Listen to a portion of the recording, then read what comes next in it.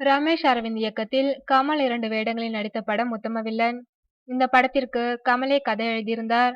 மிகுந்த எதிர்பார்ப்புகளுக்கிடையே வெளியான இந்த படம் எதிர்பார்த்தபடி ஓடாததால் படத்தை தமிழ்நாடு முழுக்க வெளியிட்ட ஸ்டுடியோ கிரீன் நிறுவனம் பெரிய நஷ்டத்தை சந்தித்தது.